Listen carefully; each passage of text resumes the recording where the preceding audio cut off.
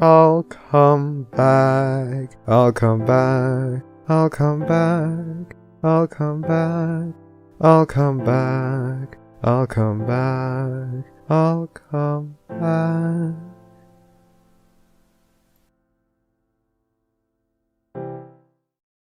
Push button. Yeah, no, don't let them see your Facebook. Oh, are we gonna see your Etsy page? Jesus H. Christ. Let me make sure we are live and that our sound is working.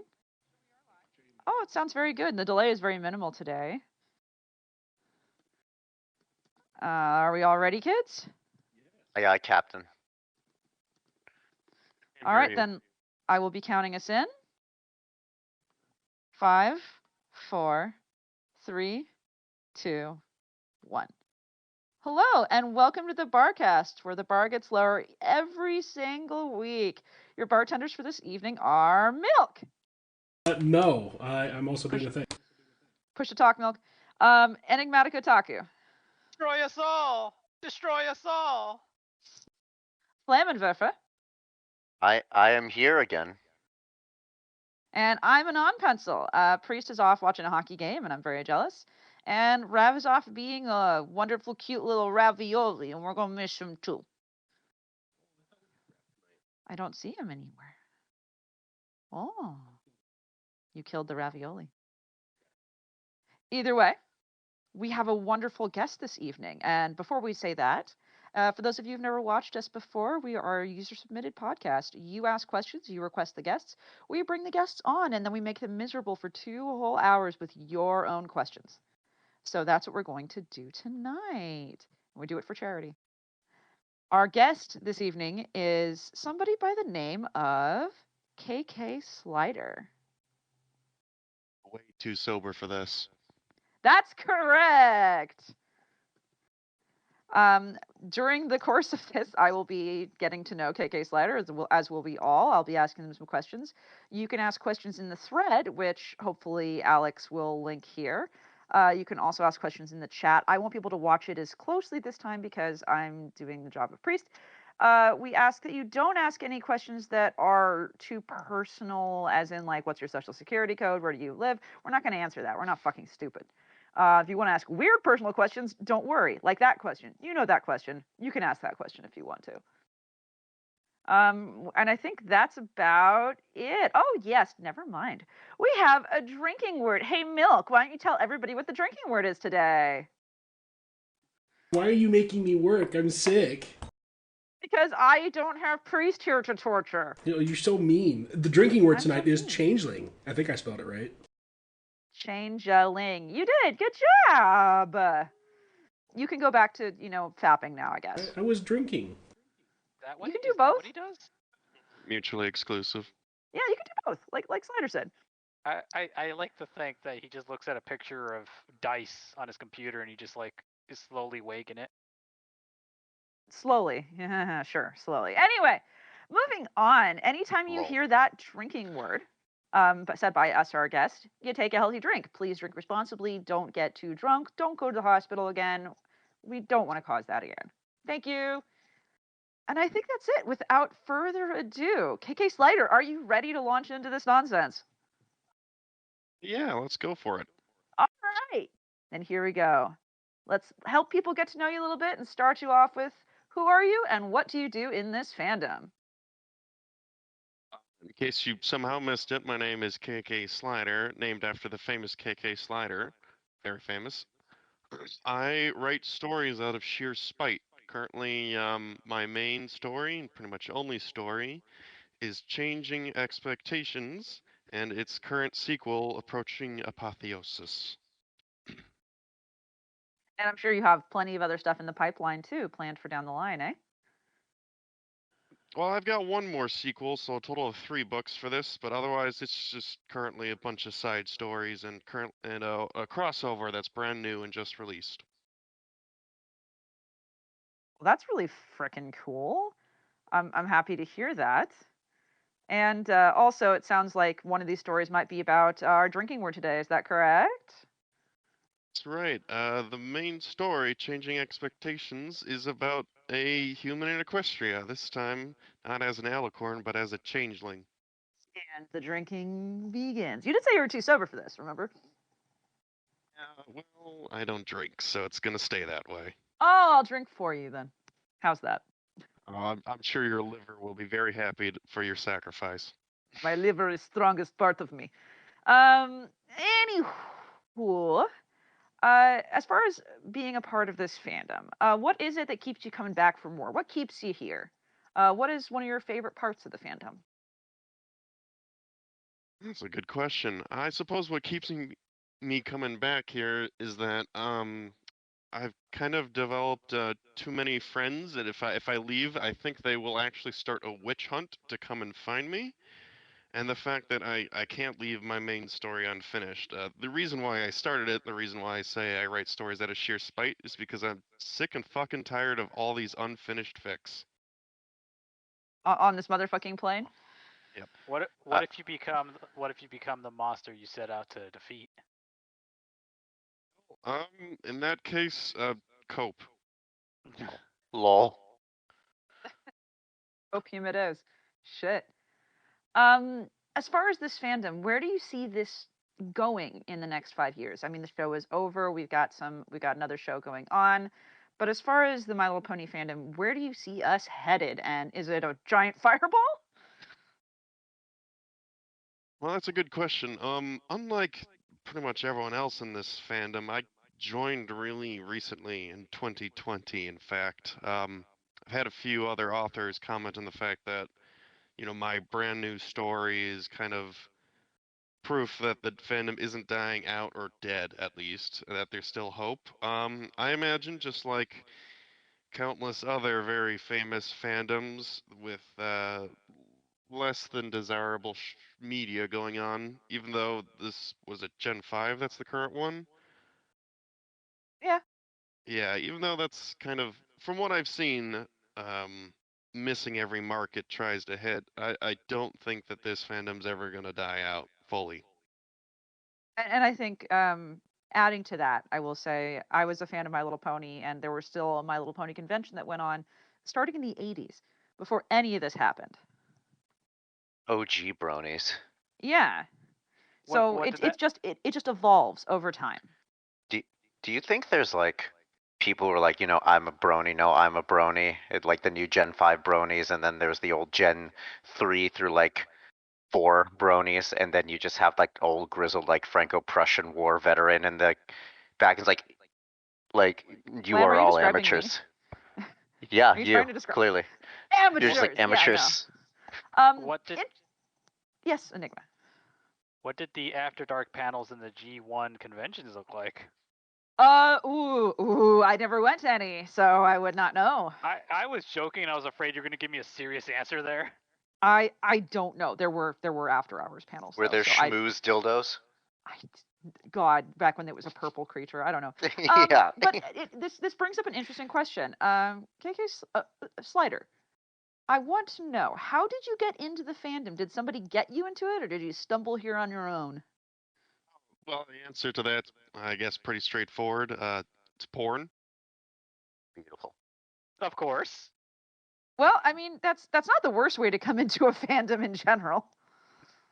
Yeah, and I mean that's the long and the short of it is that prior to getting into My Little Pony, I've been a furry for 7 years before that, so I've been exposed to like artists such as Brayburn and so on, and eventually I got interested in those weird niche and all dead by now, like Ask blogs and the paste bin stories, that kind of stuff. And then you Was decided, hey, I got to make some myself. was Yeah. was there any specific MLP porn that just like stuck with you through all these years? Enigma wants to know how to get to the porn that gets people into the fandom. Okay. Let's. Oof. What gets people in the door? I guess it's just Brayburn. Everyone's gay for Brayburn. Oh, ancient memes at this point, but agreed. Brayburn was one of the early, I would say, most popular porn artists of the fandom. So, I think that's probably true.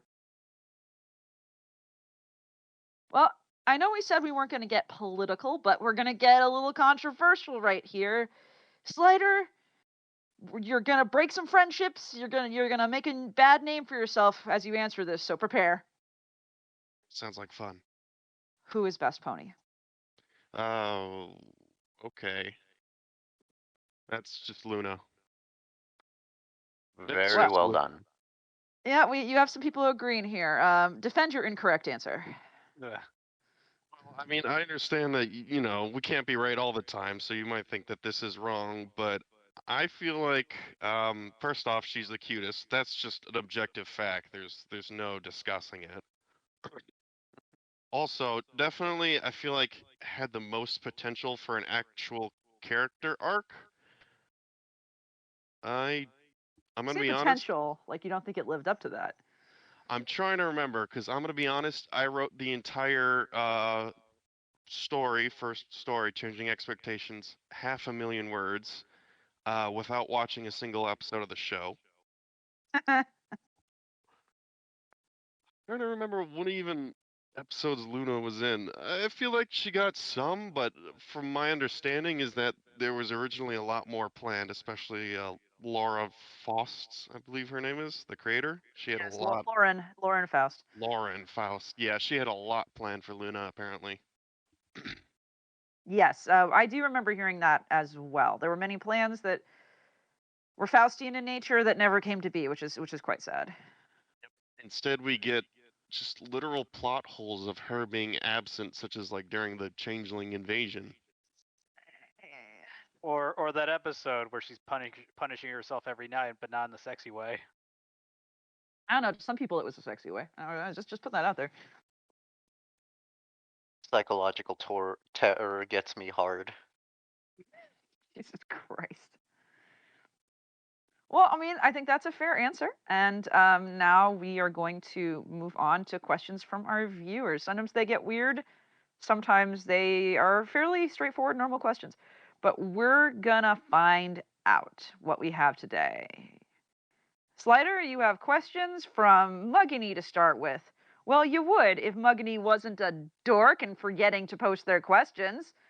Muggany, get your questions in on time, asshat. So we're going to ignore them and move on to Bezier Ballad, and I hope I said that right. And Bezier Ballad says, "Hello, fellow Pharynx fan." You're talking to me now, yeah. Well, we've established that we're both Pharynx fans. He's the best changeling in existence, canon. Canonically, He's voiced by the 7th member of the Barcast. our patron saint, Mr. Bill Newton. Guy. Mr. Bill Newton, big fan. The science guy. Yeah, Bill. Bezier Ballad would also like to know, what are your thoughts on Gen 5, and what is your favorite Gen 5 character? Honest to God, I have not seen anything related to Gen 5. I think I saw like a cumulative 3 minutes of the movie or something, but that's it. I have not interacted with Gen 5, and I probably never will. And it is a shame. It's worth giving a chance just to feel it out, I will say. The correct answer there, Slider, is Misty. Yeah, okay, Misty. Whoever that is, it's Misty. She's just the most well written. She's the cutest. And she did that one thing that everyone liked. What do you like about Misty the most? Just my favorite thing about Misty is when she says her famous catch line. Like all them's the breaks. Time.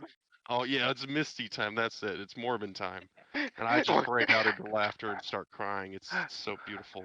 When she said it's misting time and then missed it all over the place, yeah, that was so something. Unforgettable. Save the show. Mist. G5 was just validated right there. Oh my god. Honestly, like I don't have any plan on watching Gen 5 or interacting. I do have a slight story idea, but nothing beyond that. You know what? I think I can get you to give Gen 5 a chance with 5 words. Well, you'll have an uphill battle because I don't think I even finished season 8. I said give it a chance, not like it. There's a Okay. difference. All right. All right, here they are. You ready? The Yep. porn is pretty good. That's true. I have seen some of that. It's Look, very true. Yeah. The porn is There's pretty not enough- good. There's not enough of it though. Yeah, there needs to be more. People need to write some porn of it too. Just putting that out there. Fine. We gotta do it, Enigma. Maybe Right. once I'm finished with my stuff, I'm in this last godforsaken fucking hellhole of a bonus chapter. You know God what? save my soul. Enigma, I swear to you, cross my heart, on my honor, if you send me a single paragraph, I will add a paragraph to it, and I will send it on to Flam, and he will add a paragraph to it, and we will write a piece of porn for G5 just for you, paragraph by paragraph. Is this the return of J. Edgar Hoover in season 5? Sounds like the most optimal way to do it is ad lib style. You know, someone writes out the form of it, and then we all pick a couple words, just fill in. She Oh, that would titted. be- She titted tiddly into the titillating, what Idiom. fucking house or lighthouse where Sunny then- was just titillating all over the books. And then they scissored. The end. What It was what great. was and did the books have a did the books have titular relevance to the story here? They did. It was quite tentacular.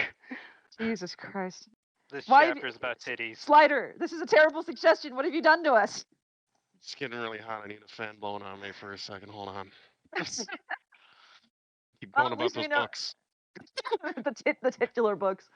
Yeah, Oh. literature just gets me off. And Izzy asked, "What you reading, Sonny?" All titty like, and Sonny replied, all tit-sided, "It's the Titanic." Titanic. Titanic, yes. There you go. There you go. Oh my God. So we're gonna move on to more questions for Slider here. Are you ready for more? Since that was so eventful. Yeah, let's keep going. All right, let's keep it rolling. Snuffy has questions for you. We haven't seen Snuffy in here. Oh, hi, Snuffy. Snuffy wants to know which story inspired you the most to write Changing Expectations? Story inspired me the most. That's honestly, well, you know how when you're newer in the fandom, you haven't read as much. Everything is much better than you remember it. Yep. Yeah, I've definitely got one of those fix, including a very cliche gender change that never gets fixed. I believe it's called, oh, here it is, My Secret Life as an Insect Overlord by Lord Brownie. Oh my.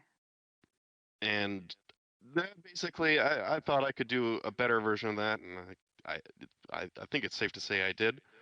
But very, I don't want to call it a basic fic, but it hit all the notes I liked of just a human into changeling that's sort of evil and lots of stuff going on.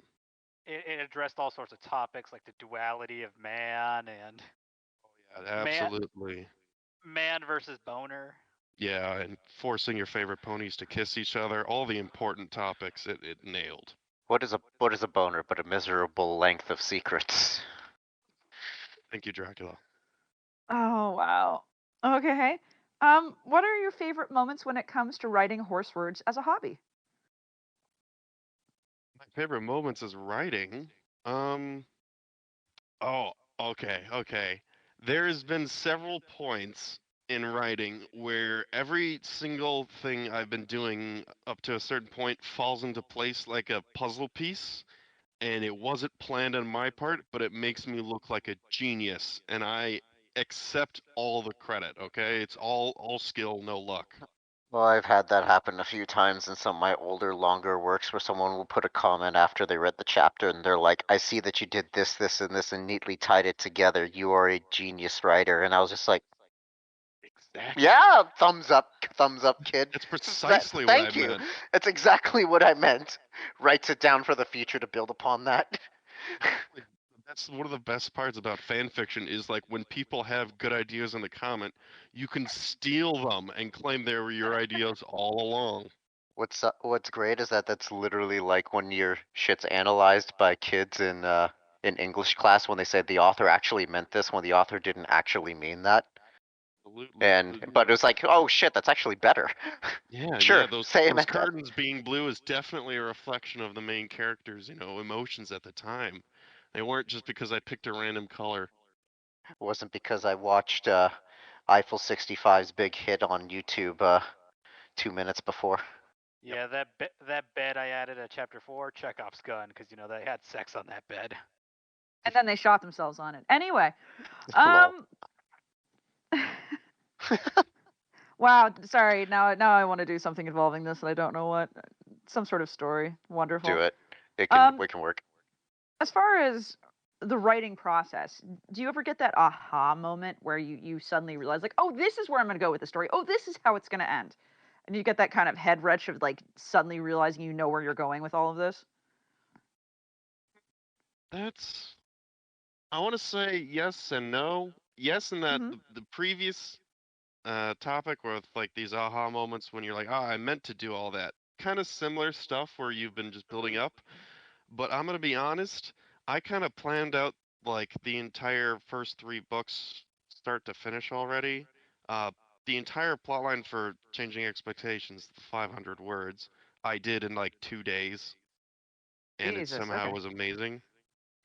But yeah, definitely stuff like I'm allowed to. I'm gonna spoil my own book here, right? All right, here we go. You heard it here first. Exclusive biz. Let's go. Exclusive spoilers for the book that's already out. I don't know if have you all read it or not. Certainly not all of it. No. No. Okay. Yeah. It's a big one, but just like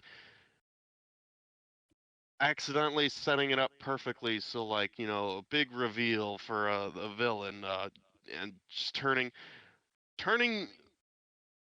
There's a lot of stuff to talk about. Canon, My Little Pony, and how it fucks up just basically every character. I don't know of a single good character where I go, "Yeah, that's a good character arc." But stuff like King Sombra, I can actually make into a cool villain that people will like. Except when I introduce him, people immediately are going, "Oh, why the hell are you using him?" The reveal was controversial, yeah. I see you reading our chat a little bit, eh? Yeah, I got it open. Yeah, Cross Bros is saying that reveal is controversial, and Sickly Hair says it was the best controversy. I am somehow very good at splitting my fan base in half, especially when I introduce morals. I mean, that is the way you get your fan base confused, is put some morality in there. Pick it out. Snuffy also wants to know what's your favorite non-changeling story, and why is it Everyday Life with Guardsmere? Story is very good when it comes to the world building, but Christ on a cracker is it's slow as hell. Slower than molasses. It's amazing. I love it, but I feel like by the time it's going to be another Berserk scenario where the author is going to die, just like Changing of the Guard. I don't think those stories will ever finish. Not in time. Favorite So what is your favorite then? Okay, my favorite non-changeling story. I guess take some more drinks there. Yep. Oh, that's a very good question because I got 2 solid answers for that. It's either going to be Hold It Together, which is another human in Equestria, but that's like I don't know how to describe it. Just a mystery drama with amazing characterization. Probably one of the best of even side characters, not even the main ones. And then the other one I could give an honorable mention to was the very, very, very long fic Praying a Lamb, which finished around 1.2 million words, but had a Game of Thrones level ending that I am the most vocal opponent of that ending. Really? Yep. Well. Yeah, it was a very nice fic about pony racism, and that was like the core theme of it is it's a lamb in Equestria, and that means he's a second-class citizen, and it was great. Until it wasn't? No, it wasn't. Gotta get it. Oh, speaking of fans, ooh, why do you think Changeling fans in the comment section have so many preconceived notions about Changelings? Preconceived notions. I don't know what that means. Is that like fan theories or just like ideas of how changelings should be? We all have very A personal bias. beliefs on what changelings are and what changelings do, and I have an answer for this, and it's a pretty straightforward one. It means It's like a 'cause- personal bias. Yeah, it's because they didn't tell us shit. They didn't tell us shit to start with. You got nothing right away. You didn't even get Chrysalis's name in the episode. It was only in the script. It was never mentioned in the first episode. And I think what that caused was just the fandom to start formulating these fan theories about changelings and just kind of hive mind all about it and clustered around certain ideas and discarded others. Lovely puns, by the way. Credit where credit's due. Hive mind, cluster. Very good. But no, I agree entirely. We got fucking nothing to start with, and so we had to fill in the gaps. And as fan creators, a lot of people made early content that explained away the gaps, and that was often people's first time filling in those gaps before anything was filled in canon. So oftentimes, as we do, the first thing we hear that makes sense is what we stick to the rest of our lives, whether or not it's true. Absolutely. In fact, one of the, I think, most common little world building details with changelings is that they have a hive mind, but I'm pretty sure the only thing that actually caused that whole theory to come about was like when they ask in the episode like how are they working so well together or something like that, and that's it. That just created, now changelings have a hive mind. It's an immutable fact. Mm-hmm. Which again, like once that's in there, it's there. It's there forever. So, instead of all these cool details, we get weird bug food and skittle bugs. Yeah, and then we get rainbow bugs. They're never gonna happen. They're never gonna happen in my story. Good. You heard that here first too. Okay. Why does a male changeling in a gay relationship generate 8 times the amount of love? Male changeling in a gay relationship. Well, I guess that's just the math of it. Okay, look, like I'm not a math guy. I didn't pay $200,000 for a math degree. Look, it's just how it works. Okay, all relationships generate that much in my series, because otherwise, how does the species survive?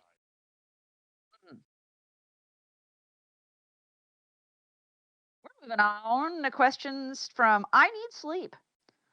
I Need Sleep wants to know if you could change anything about changing expectations, what would it be and why?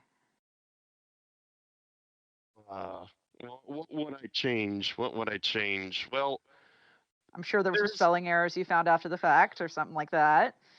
Not quite. I did have like a spelling error in like the description or whatever for the first 50 chapters and stuff like that. That stuff eventually gets fixed.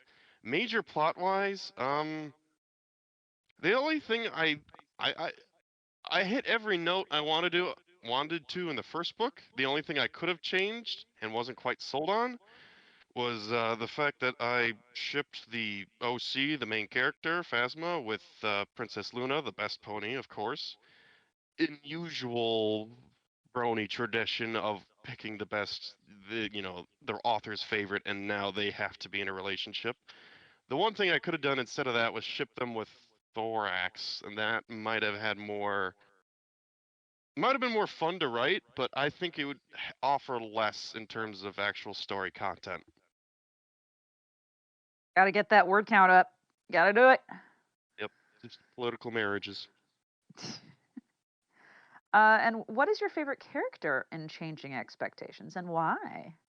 Oh, favorite character, obviously. I mean, aside from the OC that totally is into self-insert. Yep. Yep. I don't know. Is that only talking about? I guess that's my depiction of any character. Well, that's impossible to judge. I have no fucking clue. Well, no, what was your favorite character to write in Changing Expectations, which I think is a different but also just as important question? Oh, okay, yeah, that's a probably better way. I had a lot of fun writing Chrysalis. She is fun to write, and I didn't really get to use her that much. So when I did get to write her, it was a lot of fun. She's like a megalomaniac who's also like a lazy piece of shit. She's like a Greek god. It's perfect. The perfect villain. Yes. You know what? I'll actually put that to our other Barcast members. Enigma, who's your favorite character you've gotten to write? Vinyl, I guess. Really, I'm surprised you didn't say Ember.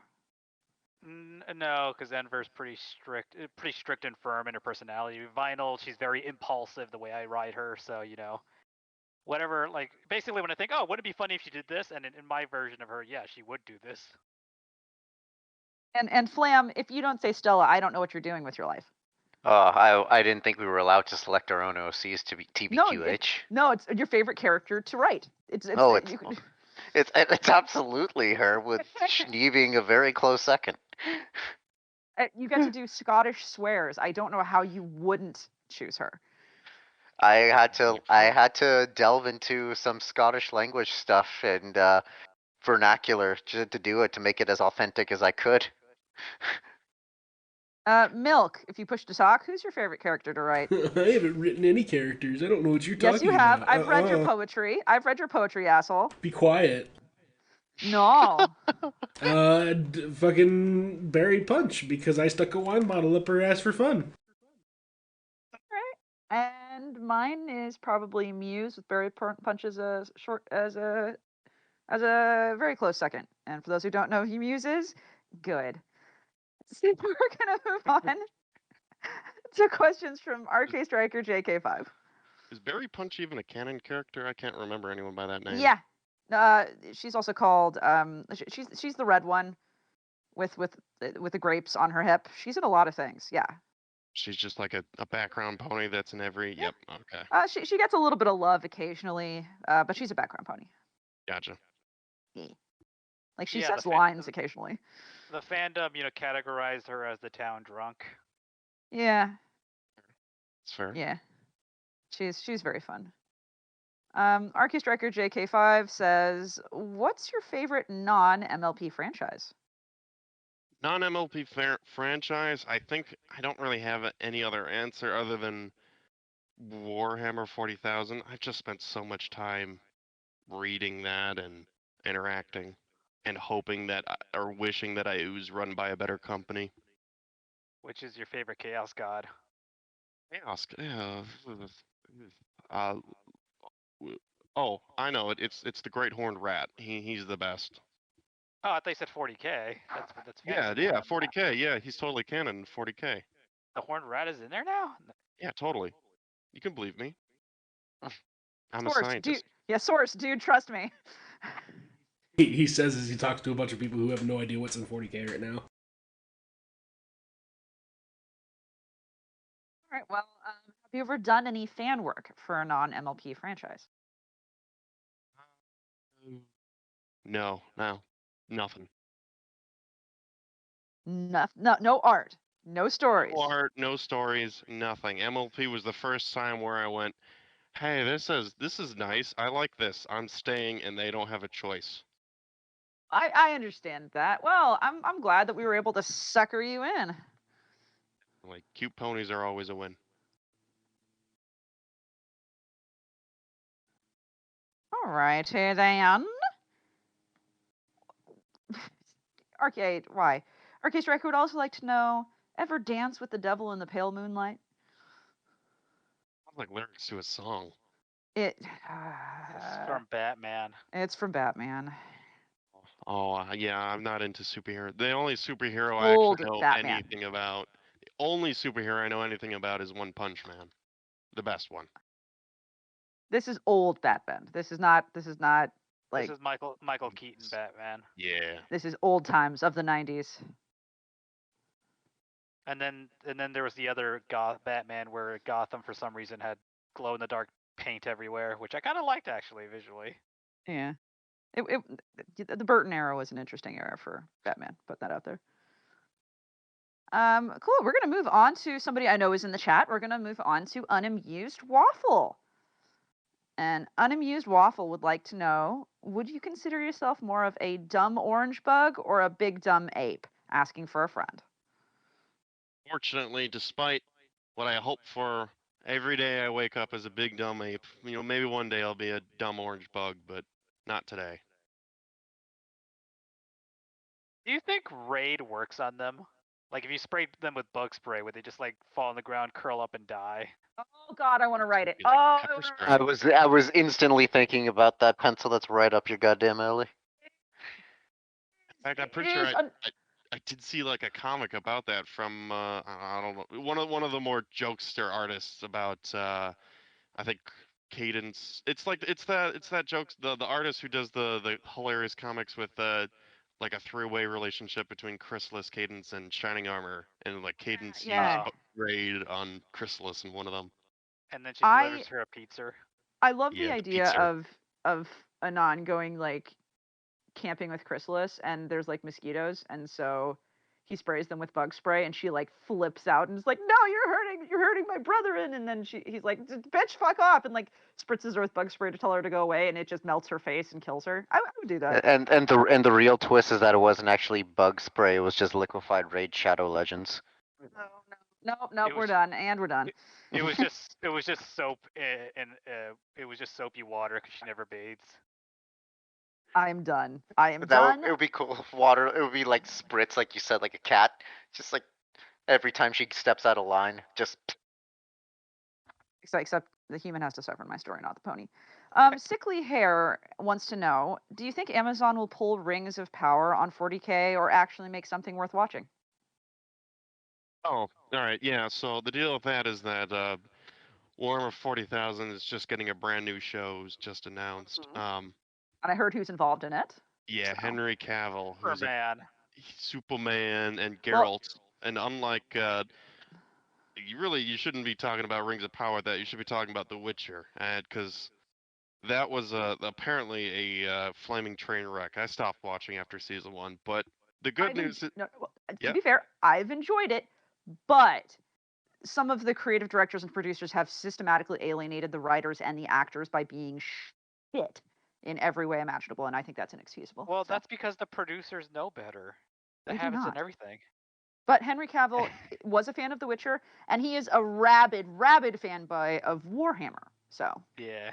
This time they're putting him as a producer, so he's gonna executive. Have, actually, I think he's got a very high role in it now. So I'm hoping it looks good. Hopefully the movie will be in his hands, and I'm quite confident. The movie? I thought it was as confident as I can be as a 40K fan. This is Games Workshop we're talking about. If there is a way to fuck it up, they will find it. Okay, Games Workshop. You're gonna have to clarify this with me, so I make sure I have this right. They're the ones who actually put out a call to creative people, and they said, "Hey, we saw that you made fanfic or fan art. We'd really like you to like work with us on that. We'll pay you." And that sounds really nice and all, except that anyone who refused got a cease and desist order from them. Is that accurate? No. What happened? It was so yeah, Games Workshop. They're the owners of 40K. They're the made it. What happened was I don't know if it's been a year already or 2, but they released like a new statement on their policies or whatever, and they said that like they will not support any sort of animations. So that was the specific one. It was anything animated like is legally they will threaten you and like hit you with a cease and desist. And that killed off so much shows or like hype around the series. One of the most popular YouTube series. In fact, it's probably the most popular 40K show that ever existed. Straight up stopped just because of this. That's so shitty. And again, I seem to recall that they gave an offer of like, hey, if you work for us, we'll pay you.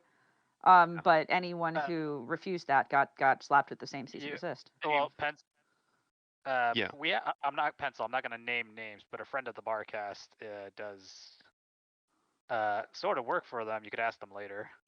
Okay. Essentially, they made that offer to a few people. They picked up a few of these animators before basically turning the guns on the rest. Wow, that's real shitty. Oof. Yeah, I don't necessarily want to support a company like that, I'll be honest. Yeah, 'cause there was like the huge, people are like, oh, let's boycott them. But you know how long a boycott lasts on the internet. By the time Dark Tide, the next video game, came out, people are buying it in droves. Yeah, that's kind of how it seems to happen. I mean, I grew up in the era of Anne Rice deciding that fan fiction was the devil and that she'd sue them for writing fan fiction about her work. So, Always fun, always fun. Yeah, well, let's move on to something lighter and brighter. Alex _, our intern, would like to ask you, is it beginning to feel a lot like Christmas? Jesus, unfortunately, it is very much like Christmas. There's snow on the ground for the first time ever this year, since spring or whatever. My mother loves Christmas, which means I have to be exposed to that horrible holiday every single day. Oof. Have you heard All I Want for Christmas Is You yet? Oh no! Somebody check the frozen block of ice we left Mariah Carey in. Is she still in there? Have you heard it yet today? Containment. Have you heard it yet this year? No, thank God. If she started playing it in the house, I think I would actually rip out the speakers and toss them out into the yard.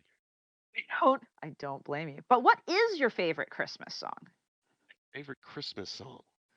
Okay.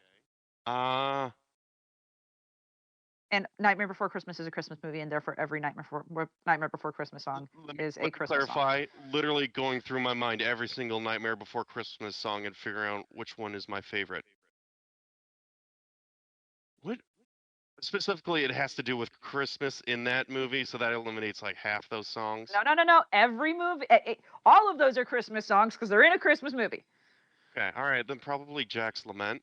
That one's a really Jack's good. Lament's a great song, actually. Yeah, no, that counts. That totally counts as a Christmas song. Oh, then there we go. Jack's Lament, 100%. Best Christmas song. And you sort of already answered this, but is it snowing where you are right now? It is, yep. Well, it stopped, but it was snowing all day. Nope, it's still snowing. It's just a light dusting on the ground. We are not an area that gets snow here. I don't think Flam and Enigma get snow where they are either. But hey, Milk, is it snowing where you are, kiddo? It snowed a little bit outside, but then I pulled out my 9 and told it to go away, and then it left. I should probably do the same with someone right now. Do what? Pull out my 9.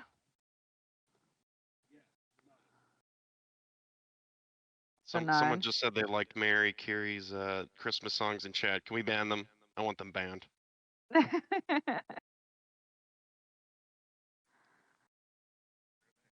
Oh, God damn it. Anyway, what do you hope Santa will bring you this year? What do you want for Christmas, little boy? Jeez. I sure would love it if he would get me a brand new pair of socks. I was thinking about wasting $1,000 on a VR headset.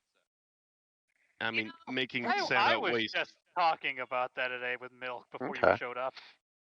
Are you going to do it, though? It depends on how much self-control I have and when I go. There's so few reasons to get it, but I can, and that might be reason enough. Sometimes that's all you need, man. That's all I need. Well, since we're on, Christmas, I guess we'll do another Christmas-related thing. This is sort of Christmas-related. Have you ever seen a ghost? Have I ever seen a ghost? No. I can't even come up with any jokes. There's no like really old people hanging around that aren't dead yet that I've seen in person. No. Oh, I got one for you. Have you seen the fandom lately? Oh, Bonham Tish. There you go. All right. Well, that's all from Alex _. What was that? Drum snare. We got it. Yeah. Ladies and gentlemen, we got him.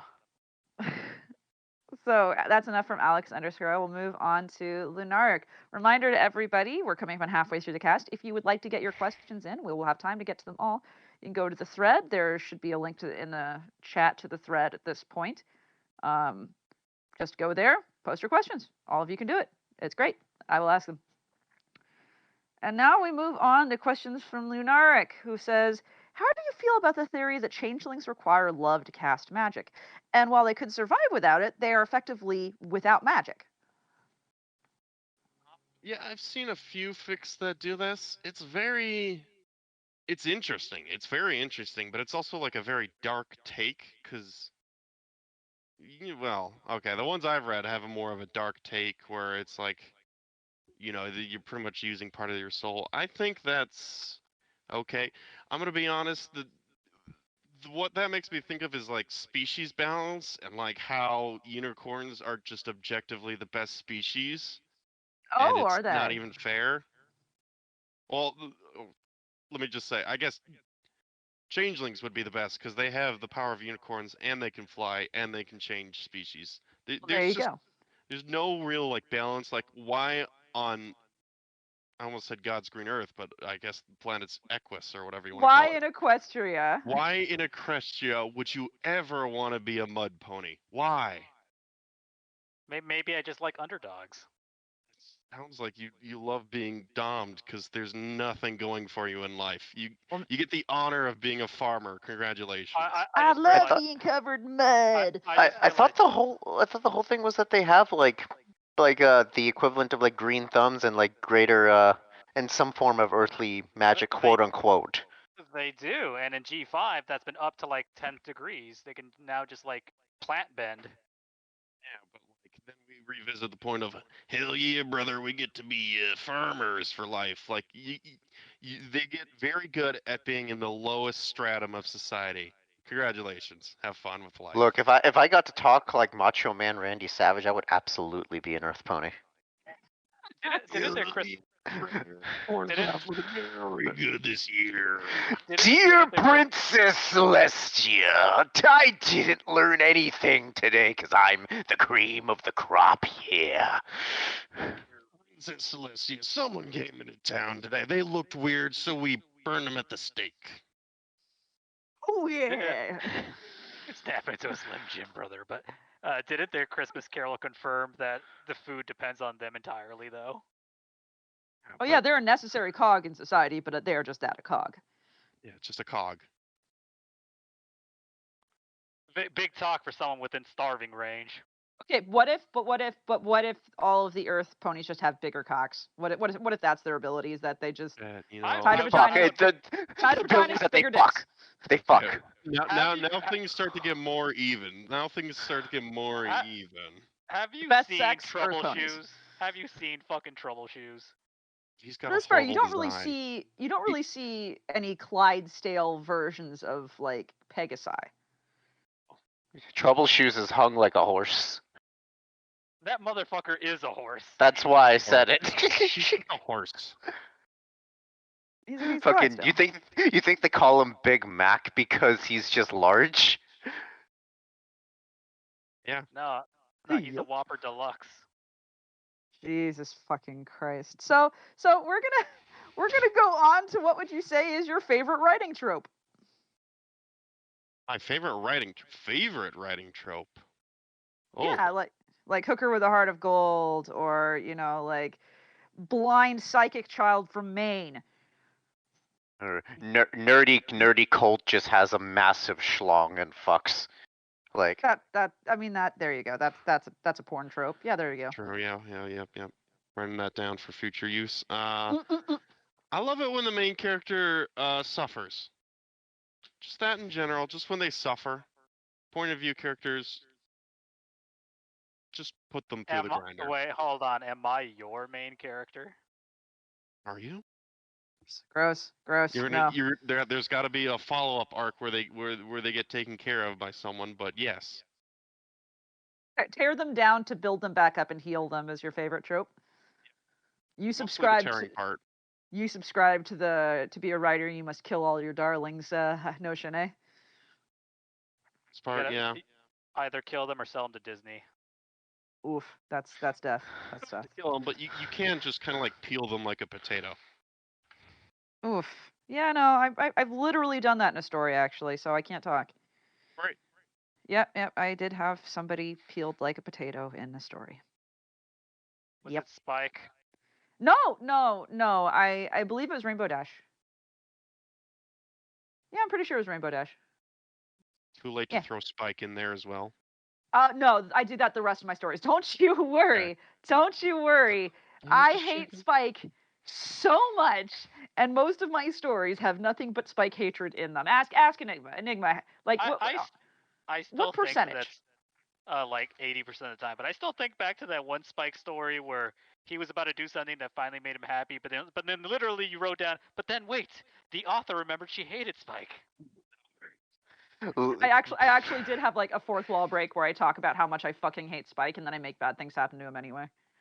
It's like people don't even write him well in the fix. It's like in the show he is.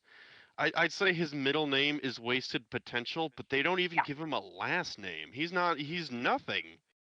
Okay, in the original show, which I watched quite a bit of when I was a kid, he had this really annoying voice, and he was voiced by the same person who was Buster Bunny in Tiny Toons. But he talked like a baby, so it's baby voice of Buster Bunny. If you've never heard it, it's intolerable. It's like, what do you think we should be doing? I'm like, oh fuck, I want him to die. Just think of the Hamburglar from those Ronald McDonald's cartoons. No, high pitched and baby voice, way different. And it was one of those things where when I found out there was Spike in the new show, I was going, okay, they can just fix him. They can make him not intolerable. It'll be great. And I start watching, and the first thing out of mouth is Twilight, and I was like, oh well, I hate Twilight. Just instantly, that was the first thing you heard. I was like, oh, it's done. They wasted their chance. He's fucked. I hate him. So this has been going on since I was a child. What's your favorite region in the MLP world, non-canon or otherwise, from your stories or otherwise? Just favorite region in the MLP world. Region. That's a good question. I don't like Ponyville. I'm gonna be honest. It's boring and small. It's boring. It's small. It's how the hell is it still around? It gets leveled every other day. Why are we talking about my cock? That's true. Everyone is screaming in chat at you right now, by the way. They want me to say the Underhive, which is a original content location in my story. That's basically like the Underdark from Dungeons and Dragons, but filled with more fun. So is that your favorite? It is fun. It's fun. I will say it is just kind of action, you know, which I'm sure that'd be fun for Dungeons and Dragons, but for writing a story, it kind of has to exist in the background. I want to check out Manhattan because I want to see their horse version of Al Capone. Oh, I've got that in my story. That's my main character. He's a changeling, so he's got a couple disguises, including Al Capone. Does he pay his horse? Oh God, I hate. Oh, that's God, that's a good name, but I hate it. Oh. Well, it is what you get. I think I also picked another couple names, but he does pay his taxes. In fact, he cites the fear that the IRS will come across the universe and find him for failing to pay income tax. This hurts me on a very primal level. I congratulate you. Oh my God. Enigma, what were you saying? Oh, that was it. Does he pay his horse taxes? Okay. He does. He makes sure to pay his horse taxes until he gets a, let's say, an official agreement with the princesses that he doesn't have to pay them anymore because rich people don't pay taxes. That's true. I'm still remembering Money Man versus IRS. No, before we get political, hush. Let's move on to the last question in this section from Lunaric, who asks, Mercury or Venus? Mercury or Venus? Mercury or Venus? They both are bad. Full of gas or full of rocky outcroppings? It's actually your rocky outcroppings is more survivable. Which one is the one where it rains diamonds? That's Jupiter. Yeah. These are both within the asteroid belt. Enigma. I think a bunch of these people are from my Discord servers. I'm pretty sure Lunaric is too. He might be talking about Warframe, the video game. I thought it was Sailor Moon. No. Yes. Do you want to go to Fart Planet or do you want to go to Rocky Lava Planet? Oh yeah. I mean, Brap The brap. trap? Thank you. I'm glad you said it. Do you want Mustafar or Narshada? Yeah, Mustafar, definitely. Oh, I like this better. Spicy rock or fart rock? What's not from? Well, the point is that these are major. One of them at least is a major planet in Warframe. That's like a looter shooter game, but they added like an open world map for one of those planets. Venus, I think. All right, Venus it is. No, Mercury. Because girls go to Venus to get more penis. So. True. That is a very common saying. I have that tattooed on my arm. Oh, do you? I have it tattooed right on my ass crack. So, we Shit. are alike. We are alike. Like twins. Yeah, weird ass crack arm twins. Mm-hmm. Yeah, That's good because like I already have an evil twin, so that role's filled. But I do have an opening for a weird ass crack arm twin. Weird ass crack arm twin. Can do. Happy to fill that role as long as you don't fill my ass crack. Now that the silence has lasted so long, it's just a little awkward. Let's move on to questions from me.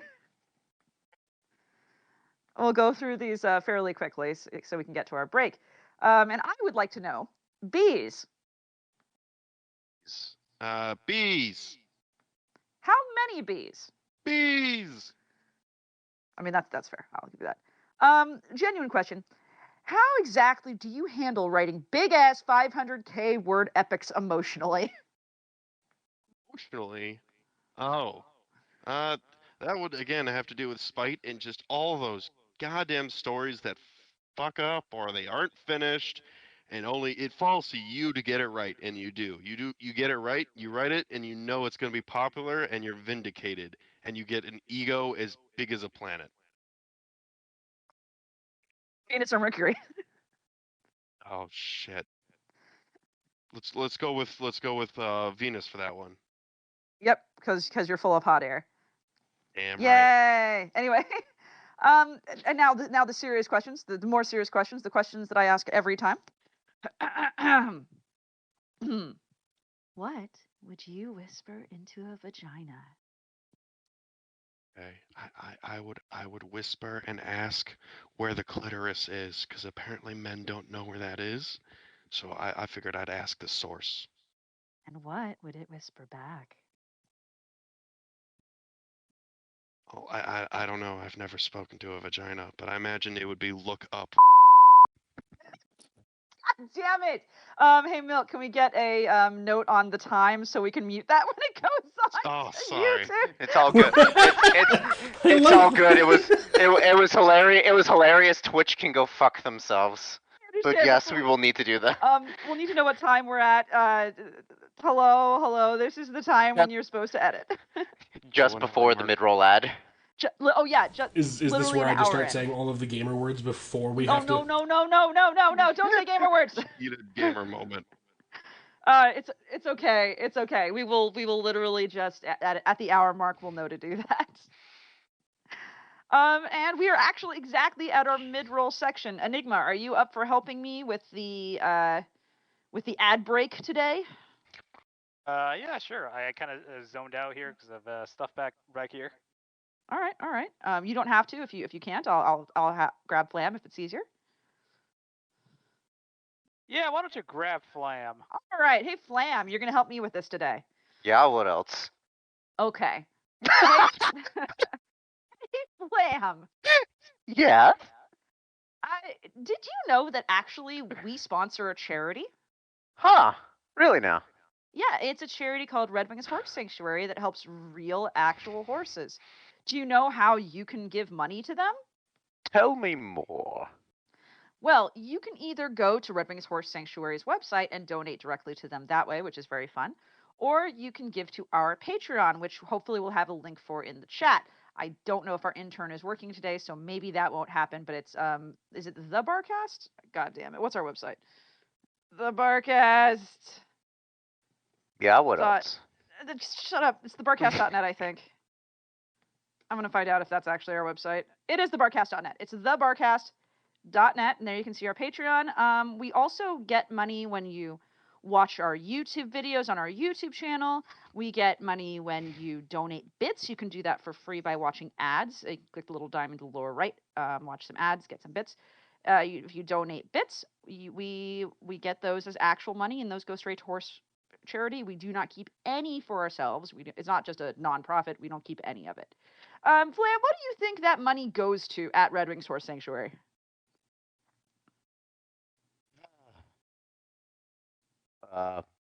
Hookers and blow, perhaps? Nope, not hookers and blow. It goes to getting hooves trimmed and getting food. But guess what? We support a very special horse, Flam. What's their name? I believe his name is his name is Do I need to tell you what the name of the horse is we support, Flam? No, I was just trying to come up with a good pun for it, and I came up empty-handed. All right, who do we support? It is a little bit, and it used to be big. And it used to be Big Mac. May God rest his soul. Yes, Big Mac passed away last year. We miss him very much, but we support a miniature horse called Little Bit now, and our money goes directly to their care. So you can donate here. You can donate through our Patreon, get some little perks that way. Or you can donate directly to Red Wings Horse Sanctuary. They're a great company. We really recommend that you do that. And we will read out at the end who our top donors are today. Right now, Empty Plot Filler is in the lead. Thank you so much, though, for any help you're willing to give. It goes to a good cause. All right, is everybody back from pissing? Yeah, what else? This is where you say whether or not you're done pissing, folks. Yes. All right. Sure. Have you been pissing tonight? Pissing all by yourself, handsome? Oh, no. You piss real loud. I think that's cool.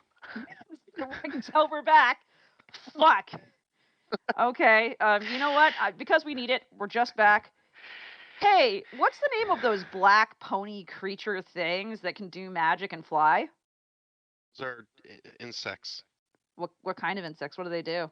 What are they called? They're like shape changers. You fucking troll.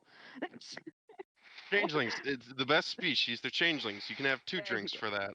Thank you. Take two. They're small. Okay. Yeah. All right. And I gotta start this off with an apology. You know, I've taken a long time to reflect on my past actions. Really wrong of me to say that. I wasn't thinking. That's a deep left field by Castellanos, and I'll be a home run, making it a 4-0 ball game. And I can't forgive myself, and I don't know if I can You know what? You should come back here. There's a better way of doing this. Just tell them that you were quoting the vagina, so it's okay. Yep, that's true. It's true. It's their words, not mine.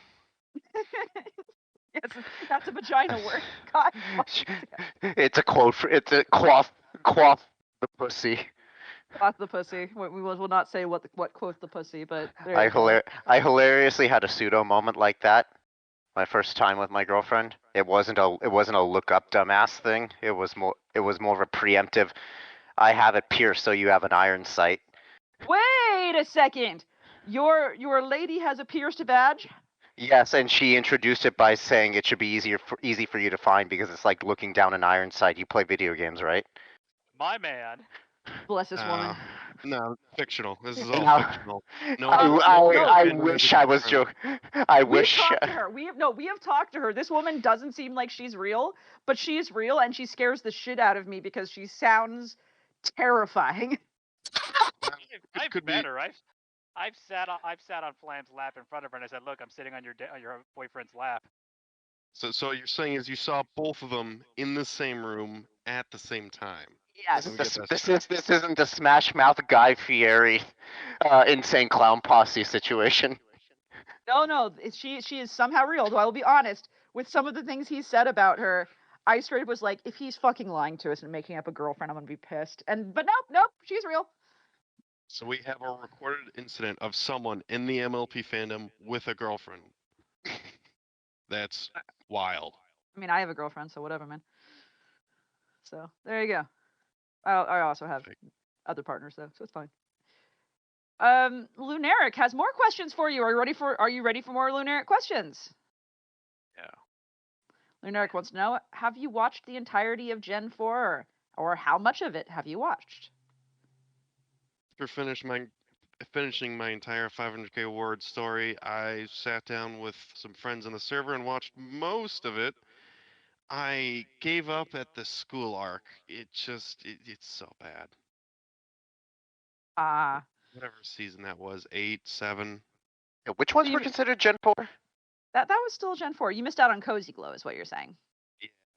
I know I of love her, Cozy but Glow. I missed her. Yep. That's a shame. She's easily the best part of that season. Humble opinion.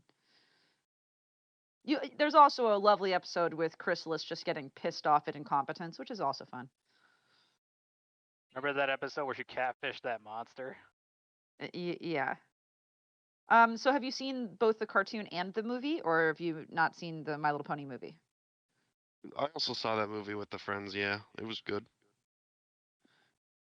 Weird inclusion of actual furries in the universe. That I don't agree with, but Neither man would also like to point out, my brother in Christ, the cum jar guy, has a girlfriend. This fandom is weird, and he's right, oh god. Yeah, he got a girlfriend. Okay. Oh, he did, didn't he? Yeah. No, he looked towards the cum jar longingly and capped it, and he said, "I no longer need you," and he put it away and locked it away. I mean, Project well has been adjusted, finished. sure. Ugh. And then she broke up with him, and he's just like, "Hey, old buddy, old pal." So that answers that. If you could remove one character, oh, we know the answer. If you could remove one character from the actual story of Gen 4, who would you choose? Yo, No, I really? love her. Why not Spike? Why not Spike? Shit. Yeah. I'm gonna be honest. I completely forgot he existed, much like the writers. But Spike had so much potential. If only there was someone behind a brain who thought like, oh, hey, maybe we could like give him a consistent character that isn't just a slapstick humor doorstop. But Pinkie Pie exists only because the show is a cartoon and because it's for little girls. I'm gonna be honest. I straight up don't write her in my story. I think I had her talk in one scene, and then I realized I could get away with her never speaking again, and so she didn't. You know, speaking of Spike, I just remembered something. What? Do you know that Lauren Faust's daughter made Spike a girlfriend, and Lauren Faust, this is canon now. Yeah, Yep, just that's canon. That's canon. shortly ago. That's shortly ago. Emiko? Yeah. Himiko, yeah. That's canon, yeah. Oh, Is she a pony or a dragon? She's a dragon. She's a dragon. She's like a Ooh. purple dragon. Mm-hmm. Or pink. I'm actually gonna write that down. I gotta introduce her into my story. Hold on. So staying away from politics, because I've asked you to do so. If you could remove one from the public zeitgeist, who would you choose? Public zeitgeist. I don't know what that means. Flam, would you like to explain? Essentially, the public sphere IRL, or you can more say a common folklore, common pop culture. Yeah. Tread carefully. This is probably a dangerous question. It's a very dangerous question. Be shitpost. Shitpost. Shitpost loudly. Yes, now's your time.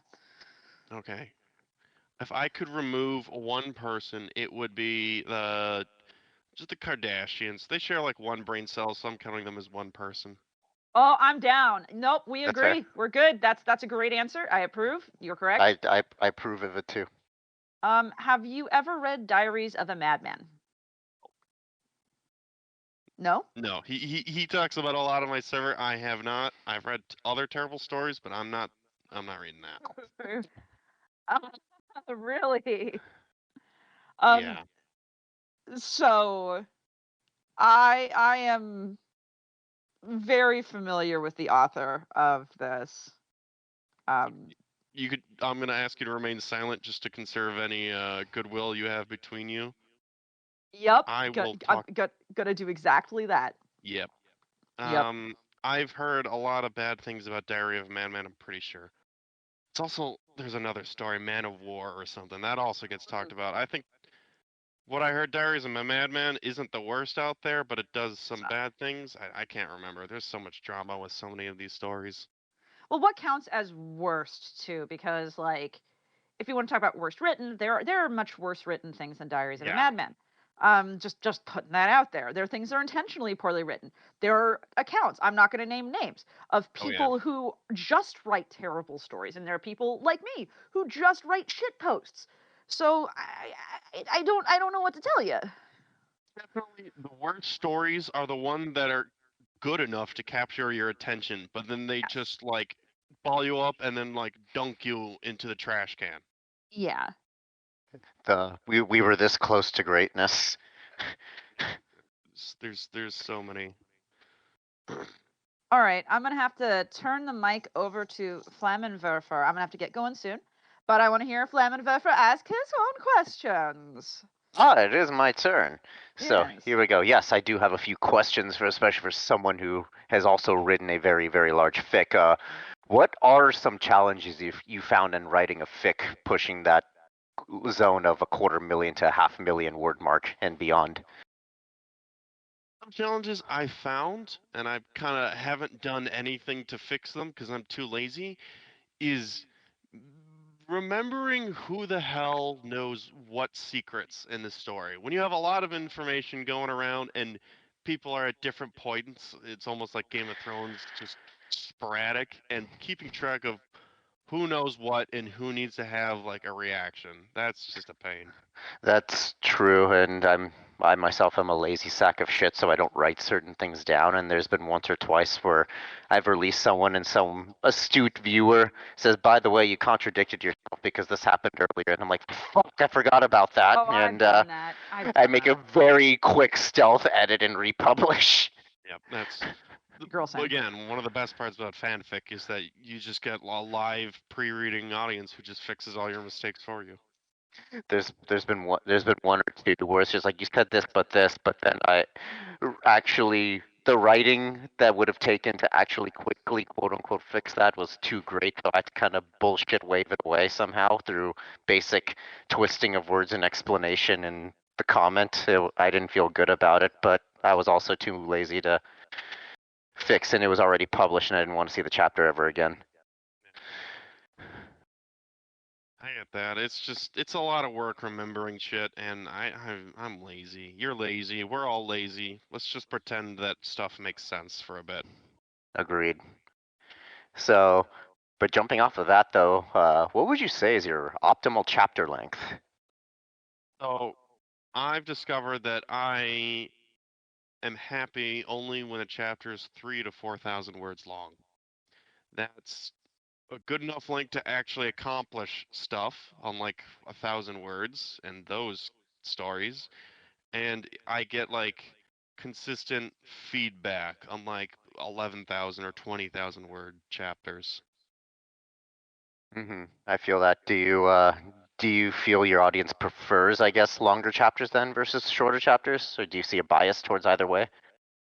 I think there's like I think they just want chapters. If it's 11,000 words, but it's only once a month, they're gonna not be as happy as like several thousand a couple times a month.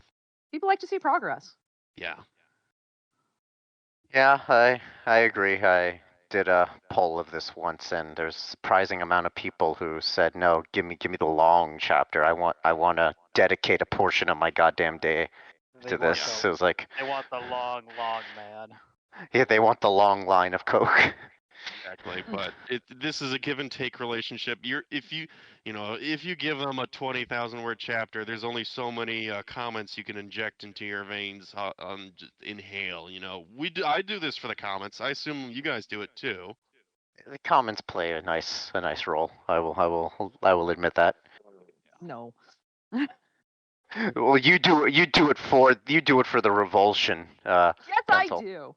So technically, it is the comments. You want people to be like, "This is the worst thing I've ever seen. I'll have another." Well, no. Actually, I take it back. There was one thing I love when people write puns in my comments. It makes me so happy. Okay. So I take that back. Yeah. So it's not so much of a punishment then. Ha. Why is that always the go-to? Puns in my comment section? No, punishment when someone says puns. Because it's pun. Enigma, if I need to explain this to you, I don't groan. understand how your brain. What's a pun? Explain to me a pun. It would be too much for your puny brain. That was a stretch. It literally starts You with don't pun, need a dumbass. drum roll for that. It's just awkward silence and crickets. Yeah. Why, yes, it was a terrible attempt at a pun. What of it, GigaChad? Oh my god. Doubling down, that is a Chad move. As one does. So, number 3 then. How much of your big ass story was actually planned versus improvised on the spot as you were writing? Discovery writing versus planned and skeleton writing.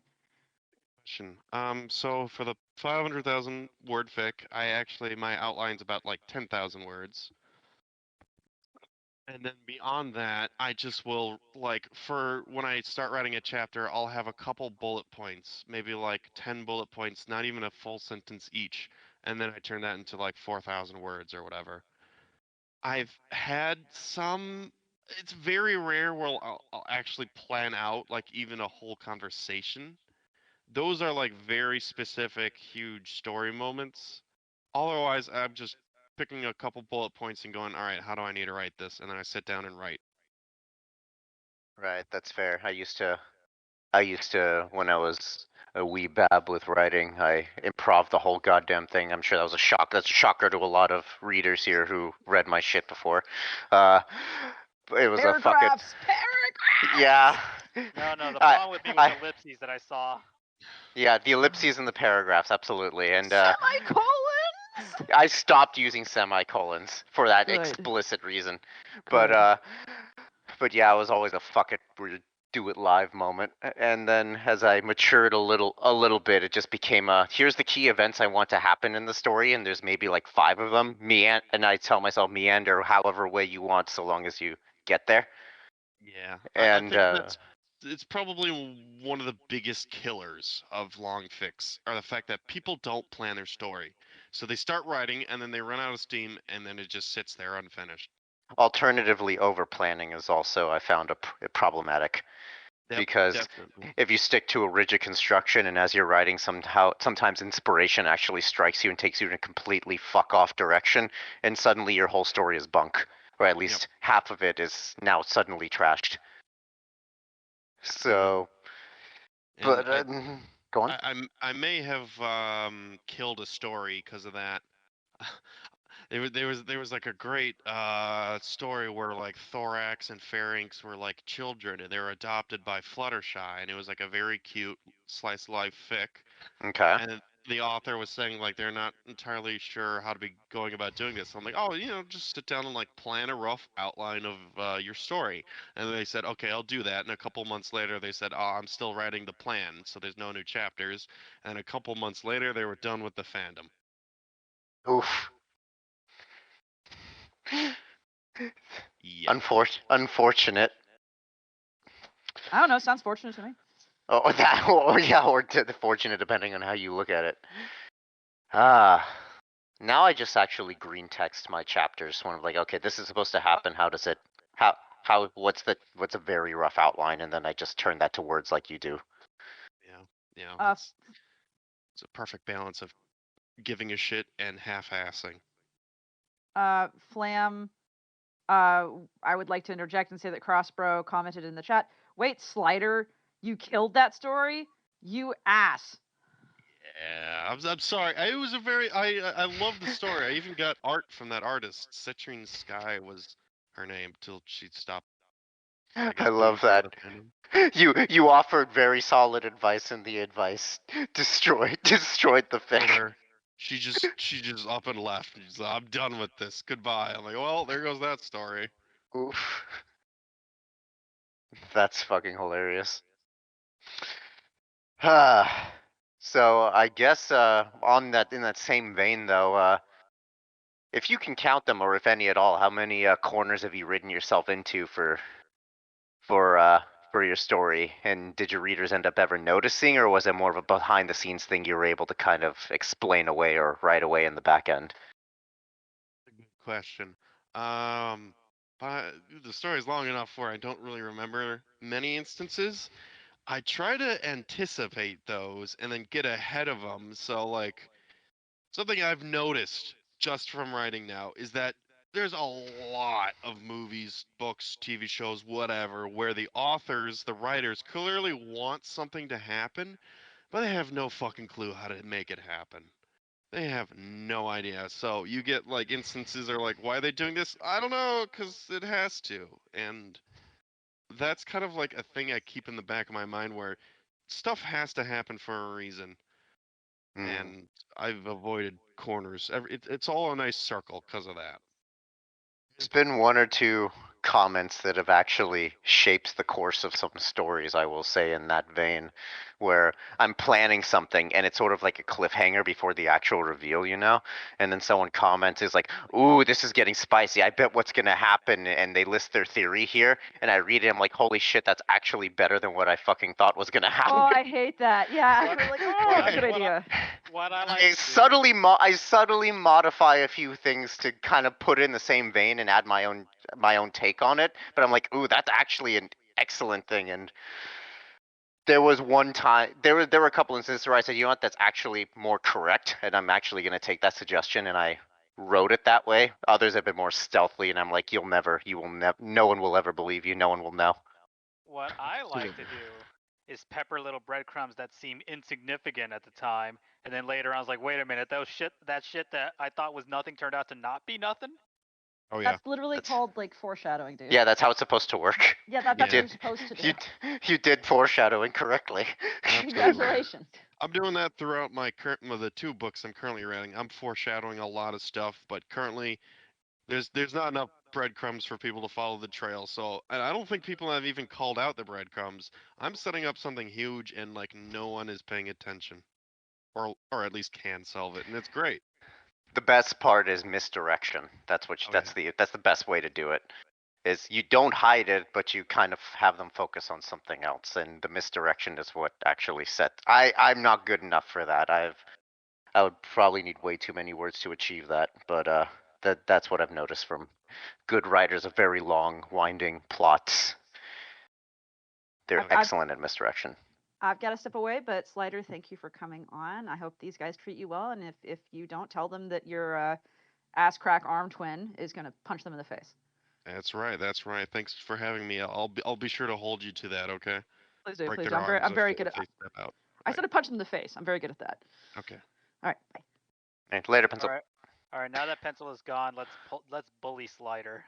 No. And then my final question, because my questions are probably bullying anyways. Having written that really long story, do you feel the desire to do it again? Oh. It's yes, sorta. I didn't expect the story to be that long, and that's kind of the theme for everyone who writes these. Is no one expects them to be 500,000, 1 million, 2 million words. It just happens that way, and I'm 10 chapters into my sequel. It's already at like 50k words, so it's looking like it's gonna happen again. Happy accident. Yeah. Yeah, I was feeling that when I'm writing a better version of my Metroid crossover, and it's like 13 chapters in, and it's already well over 100,000. And the first one was like 265. I'm like, fuck, we're not even at the halfway point. I feel that. Yep, shit just takes so long. I That don't understand how people, like mainstream writers, get stuff under like 100,000 words or 200,000. That's just too small to get stuff done. For those experienced with actually writing, especially ones that you're trying to evoke an image, people soon realize that word count minimums are chump change. Word count maximums, however, are very hard to achieve depending on what they are. And I think that's actually the harder exercise. I wouldn't know. I hope to one day write something. Shut up. Where's Third Roommate? How about you shut up? That's what I thought. All right, what's the next question? Alrighty, yeah, that's the end of mine. So we're gonna move on to Burgess then. And they say hello and write in one. Do you listen to music when writing? And if so, what kind? Oh, that's a good question. Usually I just sit there in silence like a psychopath. Well, yeah, I have like a playlist or two of just nothing with lyrics. That kind of is a big thing. Is I don't want anything to focus on. That's also why I've tried like having a podcast or live stream on or a second monitor. It doesn't work. Um, Recently, well, I say recently, but stuff like electronic music, like Infected Mushroom or anything like that. It's nice. I also have that problem where I can't listen to anything with lyrics, so I just listen to the sound of rain. That works. I've done that before. That's nice. I think it would drive me insane, but it sounds nice. Synthwave mixes. Highly recommend them. Number 2. Do you have a favorite kind of pony? But I'm pretty sure we've already somewhat answered this in roundabout ways. It's changelings. It's Drink it. no ponies. Just the best bug boys in town. Based. So, and leading off of that, if changelings can turn into objects, does this mean a small group of about 5 could work together and morph into a giant robot? Like Voltron, I guess. Sounds like you need to make that into a story. Yeah, that's definitely a Voltron reference. There you Power go. Rangers. That I as actually, well. I'm. They can't in my story because I looked at that and I went like, how do you even? They're broken enough as is. They need to be nerfed. My complaint is where the fuck do they pull all that extra mass when they turn to giant monsters? Yeah, my head can't. Yeah, my head can, and I disregard that altogether. Magic. It's like, yeah, magic as well. But my thought is that they could. They obviously can't turn into they probably shouldn't be able to turn into a giant dragon because of the sheer magic requirements to like fucktuple their size. Yeah. But I'm sure there's But- some leeway. But they can because Ocellus turns into a giant bug thing. This is true. Sigh. Do you prefer cake or pie? Cake. I don't. Pie is. It's a lot of fruit. It's a lot of fruit. My complaint with cake is it's mostly frosting. A lot of frosting is flavorless. You've had shitty cakes then. Yeah, that's just. What are you eating? Like vanilla frosting? Vanilla frosting's the worst. You want chocolate. I like tres leches though, and milk. Pencil loves tres leches cakes also. Which is cool and all, but yeah, you're not supposed to get a cake that's like 2/3 frosting, and if anyone makes it like that, they done made a shitty cake, brother. You're just proving my point because tres leche is literally it's fancy vanilla. It's just crunchy vanilla. Oops, all frosting. That as well. I too am of the opinion I prefer cake. Unless it's a chocolate cream pie, in which case I like a Yeah. chocolate cream pie. I mean, Celestia's got it right. Cake it's the best pastry. It's the best. Do you think Yeah. Best Luna baked likes? good. Do you think Luna prefers pies out of spice? Oh wait, moon pies. That sounds like something she'd eat. I feel like that's something everyone thinks she eats, but she actually fucking hates it. And so like every time someone gives her something, she's like, thank you. And meanwhile, she's just chucking it out the window as soon as she can. Turns out she just loves banana milkshakes. Like that's her thing, but no one bothered to ask her because they're saying, "Go clearly moon on your ass." So you like moon pies? That's actually a pretty great story idea. I still think of that scene where she just took a huge fucking bite of a pineapple. She's Oh yeah, fucking she metal. did. That is fucking metal. Didn't even peel it or anything. If you could sit down to dinner. Oh, I'm sorry. Were you gonna say something? Nah. Oh, okay. If you could sit down to dinner with any character, who would you choose? Oh my god, is it time for a Luna date? Perhaps. Dude, let's make a fool of myself or Thorax. Either one would be good. But How? yeah. Let's flip the script. Now you're going on a date with your least favorite character. Who do you hate the most in there? and you're going on a date with them, and you have to make an effort. Hey there, Pink. Oh God. Oh geez, Pinkie Pie is gonna be. I love her. What is your problem with her? She's pointless. She does not have a point, and she's. Well, first off, you can't write her. All right, word medium. No word. Only picture. She's a picture only kind of gal. You don't need to write her to cuddle with her. All right. And so what if you hug her and she's sticky and you have to take a shower afterwards, and if you kiss her you get diabetes? Yeah. So what? Yeah, it's just she's also super hyperactive. I mean, I feel like I need Adderall in order to catch up and keep up with her. Is that energy for you? You just gotta lay there, and then she'll take care of the rest. And so what if your body hurts afterwards? Adversity makes a man strong. Look, man, if I see some woman take a fucking pineapple and just take a bite out of that shit, I want some of that. Yeah, I see what it is. Your first reaction is crush my head between your thighs, please. Please do that. Please do that to my fucking neck and head. Thank you. I want to be a completely different person when we're all done. Just fucking kill me. I want a woman to crush my head between her thighs and make it nasty. Yeah, I want to scare the shit out of me. Yep. All right. So, and says, hope you have a nice day and a Merry Christmas. Fuck you too, pal. And we move on to Crossbros, who asks, when do we get an Ask King Phasma? Oh, actually, I ran that on my Discord server, so if you're interested in that, you can hop in. It's currently dead. It probably hasn't been talked in for like 5 months, but people were asking me, and they were asking me questions about the story, and I was responding as canon characters. Mostly the OC Phasma, but if you wanted to ask Luna a question, you could. There you go. Can we ask Luna a question right now? Sure, why not? Luna, what flavor lube you like? I feel it just strawberry. So for some reason that popped in my head. She's a strawberry gal. Strawberry. That's pretty based. Strawberry. So, 2, when does... No.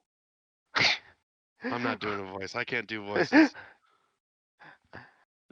Actually, I could do Kermit the Frog. My favorite lube is strawberry. Thank you for asking. Hey ho, neighbor. I do not think that's what she sounds like, but who knows? That's definitely pretty close. I like that idea. You finally get to go meet Luna, and she turns around, she just starts talking like Kermit. Sounds like fucking Kermit the Frog. That would actually be great. For some reason, every time I meet a fan, they just kind of like slug away. But I'm glad you're staying around. That really means a lot to me. Huzzah! She's throwing her head back like a Muppet every time she talks. Someone's got a...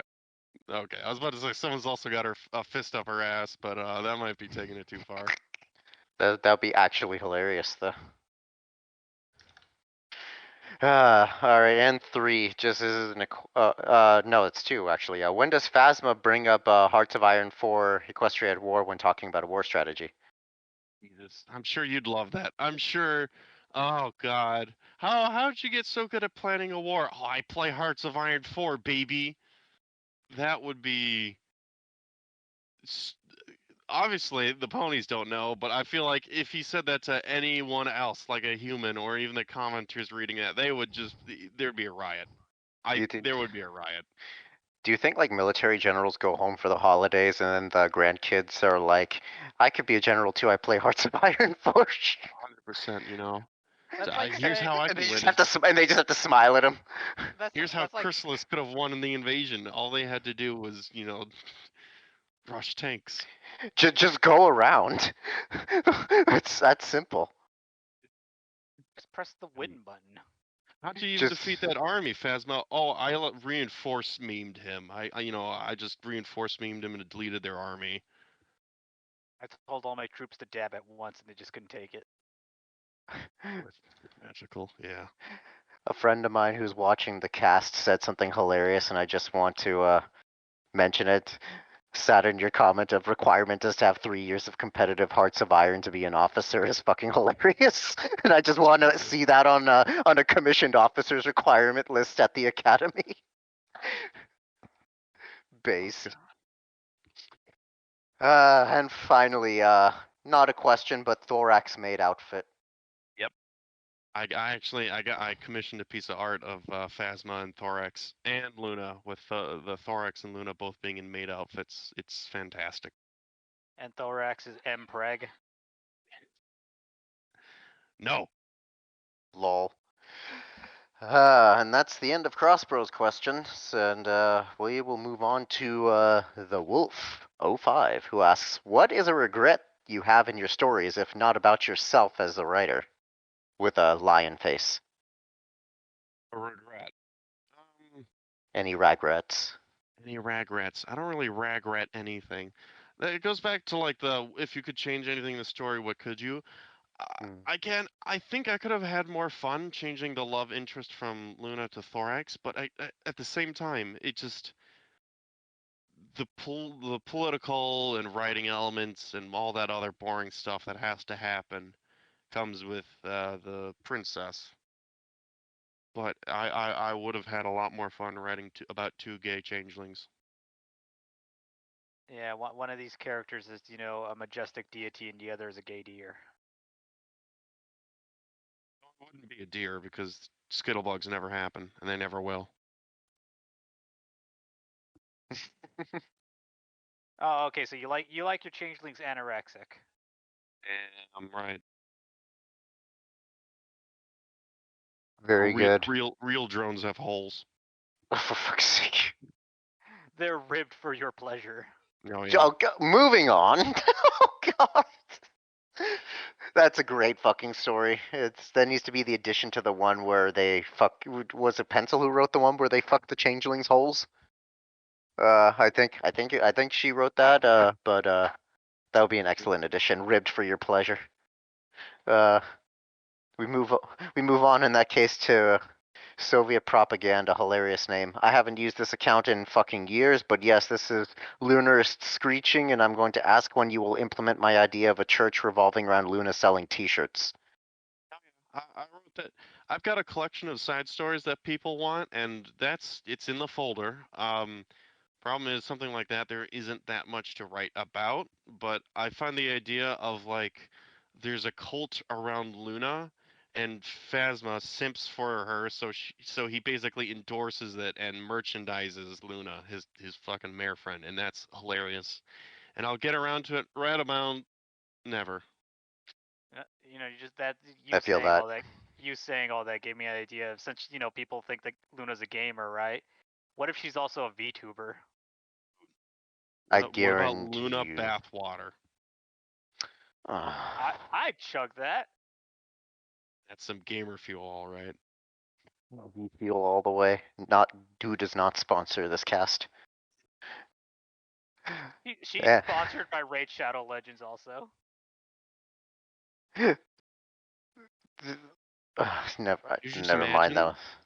The reigning princess of Equestria on like a $10 mic and camera, just like recording some really shitty ad or like gaming video, and just say, oh, by the way, today's sponsor is Raid Shadow Legends, and it's like the bitrate drops.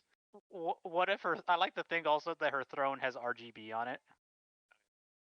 Gold encrusted RGB gaming chair. Wasn't there like a small it did I don't think it if I remember correctly, there were a few stories on this, and it didn't last very long, but that like Lunar was absolutely like a gamer freak. Like it was like a thing. It didn't last as long as I wanted it to, but I remember that. It's still around. It's just not as prominent. Right. I remember when it was pretty prominent that it was just like headcanon that she was just a massive goddamn gamer. She's the best character. I mean, it's just true. She is a gamer. She's definitely the kind of person who would play video games, but like your dignitary, you meet her in the throne room, she's all dignified, speaks very well, but invites you back to her chambers, and then back there you just see like, stacks of G Fuel in the fucking corner, and like all a bunch of cans everywhere, and you go in, it's like, damn, bitch, you live like this? there you go. She took you back to have sex, but actually she pulls out a Settlers of Catan board and asks you to start playing with her. You thought I lied. We're not having sex. I'm gonna watch you play Omicron until you break. Oh, fuck that. What if she's terrible at video games and it's just painful to watch? That would He actually only be funny. plays like Call of Duty or something like that, and you're like, please, there's other things. She plays Grand Theft Auto and she only goes on Mayhem. She doesn't touch the story. If there are any other writers who are listening, revive the Gamer Luna thing. Bring it back to prominence, please. Oh yeah. She's got hoof pics on her OnlyFans. Fucking. Lunark has one more question, and they ask, how often do you write, or do you have a habit to follow, in terms of a writing schedule? Oh, this has changed a lot for me. I wrote most of my story while I was in college, and I wasn't actually working a job while in college. I did over the summer, but that left me with a lot of free time, and I could just write like every other day. It used to be literally every other day I'd write 1,000 or 2,000 or 3,000 words. Now it's just when I find the time, I gotta write like 2,000 words twice a week. Yeah, I feel that on a fucking spiritual level because, yeah, I started my writing career literally right when I got into college. So all I had was like maybe class for like 2 hours a day and the rest of the day to just do nothing but write and like maybe go to the gym. So there are times where there's a couple fics on my roster that are like closing on the 10,000 area that I cranked out in an afternoon and just said, fuck it, we ball.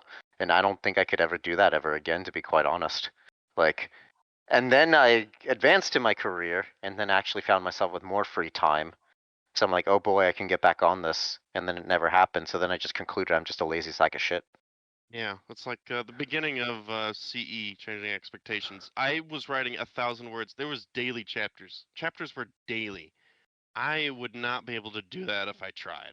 I'm just too lazy now. I come home from work and I'm tired, and I feel like this is what it's like to be an adult, and I hate it. I also developed a thing called standards. So the amount of fuck it we ball, unless it was a shitpost story, was I just didn't feel good about it without putting things through an editing pass, and the idea that fuck, it's not done when I write. I also have to make sure it's halfway decent for my own liking. I'll do it tomorrow. Ad infinitum. You see, Chowder, women have these things in their bodies called expectations. There you go. Oh, thank you, Mungdal. Ladies. Indeed. So. I mean, now, if there's no more questions, yeah. we just shitpost and talk about horse vaginas. Let's see what we. Well, you talked a lot about me, but I haven't heard about you. What is your opinion on the, God, no politics, the Glim Glam, that character? Well, what about the Glim Glam character? What's my opinion? Yeah, what's your opinion on her? Starlight. I liked it when she was a cult leader. That was pretty interesting. It was cool. Yeah, and it was like she had that programming room where you weren't allowed to sleep, and there was a speaker in there just telling you propaganda. Yeah, it was great. It was fantastic. And then they turned her into Twilight. Do you remember when she was stalking Twilight for like a couple episodes? Yeah, seasons, and yeah, they actually put if you saw it, they actually put the effort into the misdirection that you could actually go back and see with your own eyes. Like, I thought that was actually pretty well done, but then it's just like, yeah, you almost destroyed the fabric of reality all because you kind of had a grudge for me destroying your cult, but you want to be my best friend? Yeah, when that episode happened and it showed her and Twilight in the fucking middle of a desolated wasteland, I was thinking to myself, holy shit, did she create Fallout Equestria? Yeah, you weren't you know, it's just, it's like they actually put effort into their characters, and then we get the school arc. Why did we get the school arc? Yeah, now she's Dumbledore. Fun fact, at the start of season 1, I learned everyone's names in like the first episode. when the student six came about, I still hadn't memorized their names for like 2 seasons. They just weren't that memorable. They're just What do not you as mean? good. What do you mean you don't remember Smolder or Ocellus? I Or do. The only one I remember was Yona because she was actually really entertaining. But that was it. I was just like, wait, Ocellus is this one, right? And then I'm like, this is who the fuck is this? Oh, that's Sandbar. Yeah. So, you know, but for when Ocellus first came out, for a while I thought her name was Oculus. that would have been a great name to be honest. But all right. Well, in refreshing multiple times, I think Muggany's lost a chance.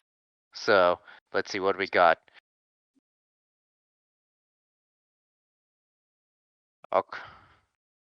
Okay. Well, Guess he still hasn't. he still has not. Fix it. So I guess you may have to phone that one in, Muggany, unless you're writing a goddamn novel right now. Well, to fill in for time, Slider. What are That's your me. feelings? What are your feelings about Tempest Shadow? Oh yeah, she also very amazing backstory that just really, I wouldn't say amazing. There's actual effort put into her backstory, which is very rare for the show. You know, actually caring about characters. We got to see some character growth. Whoa. Yeah, her backstory was she was mauled by a bear. Yeah, that was fucking awesome. I got mauled by a bear, and then people laughed at me. And people laughed at me, so I joined a foreign army as a mercenary. Awesome, yeah. It's like villains always get the best songs, and her song was the best in the movie by far. Sometimes it be like that. You know, you get mauled by a bear, and it leads you to starting wars. She ceased existing. Oh Jesus Christ, Muggany, what the fuck did you post? What do you do? Eat leaky ass or drink period of blood. Yes, would you rather eat leaky ass or drink period blood? I'm gonna go with neither, and I don't care that's not an option. It's an option now. In the Barcast, killing yourself is always an option too. Please don't actually kill yourself. I'm gonna go do that then. Understood. Slider? What are your thoughts about Princess Ember? Oh, that's the dragon lady. Yes. Yeah. What are your thoughts? That arc was so. I mean, it's mediocre. I don't have an opinion one way or the other. She existed. She did some things. There's nothing more I can say definitively. Honestly, yeah. But remember literally after that episode ended, the entire feature box was just Ember fix. Yeah, and I fucking I took over that fucking wild ride. Shut the fuck up. I did. No one cares You're anymore. angry that I did. I don't remember that. I wasn't here for that. By the time Oh yeah, I joined, that's the right. show was over. Oh yeah, that's right. That's right. I was riding that bandwagon. I was strutting around, acting like I was on top of the world. Yes, I fucking. That is a good point. She brought us a lot of good porn. Yes, I was gonna say that. Like, she's pretty hot though, right? Yeah, that's her one benefit. But and then like every other character, she just vanishes, and they don't really use her again. She'd be in the back of a white van, and she'd be like, "Hey kid, you want to learn some dragon shouts?" Time where Spike almost got character development. Almost. Oh yeah, when he was a king for all of 30 seconds before giving up the crown. Abdicating the throne. Yeah. Draw 25 card, but it's like give Spike character development or draw 25. Draws fucking 25, literally. Yeah, holy shit. Oh, and there is indeed one last one from Lunar Screeching again, aka Soviet propaganda. Last question you see, what's your opinion on an inquisition? I'm guessing this is either an in-story thing or just a shitpost. If that's not related to the previous question with the cult, there is. I did introduce an inquisition in my story, and it's.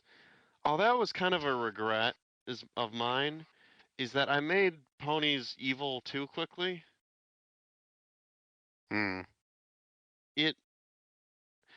I'm gonna be honest. I like put in some things. I'm like, yeah, that's like an appropriate choice, and all of a sudden people are like, well, what the fuck are they do? What did they do? Are you kidding me? What the hell? And I'm just like, oh shit. You know what? That's bad. That is very bad. You guys make a good point. For a while there, I thought you were gonna say that they put an Inquisitor on Equestria, and I thought, oh god, did Equestria get Exterminatus? Oh, just bomb collars. Bomb collars. I'm like, yeah, that's like a great way of like handling changeling prisoners. And people are like, wait, what the fuck are they doing? I'm like, oh yeah, that is kind of bad now that I think about it for more than 10 seconds. Lol, Lamau even. Symbolism. Indeed. And with that, it looks like it's the end of all the questions.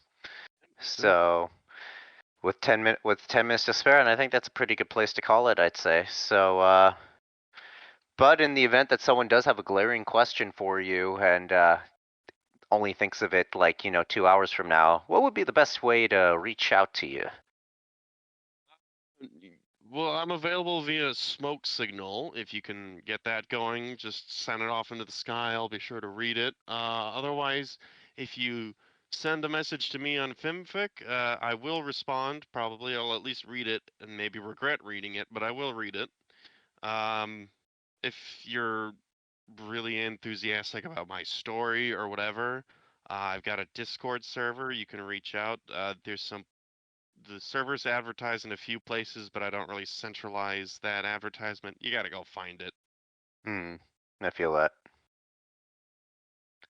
And well, all right then. Then I'll say we'll start the reading out now then. So thank you everyone for joining us for yet another episode of this Barcast that's been going on since Christ, it's been like 7 years at this point. So your bartenders for this evening have been Pencil, who is no longer here right now. So we wish her well tonight. We've got Milk, the man, the myth, the legend. No, you have to say my name. Oh yeah, Slow Wanker. Understood. Thank you. That's the proper way it's said. Mike Snipe. There you go. Enigmatic Otaku. Big forgetty, have spaghetti. I am of course the Flammenwerfer, and this has been a wonderful time with KKSlider. Thanks for joining us. Thanks for having me here. I'll send you the bill for my appearance in the mail. There you go. So we have been the Barcast, and have a great weekend, everyone. Don't do anything we wouldn't do. Stay safe, stay frosty.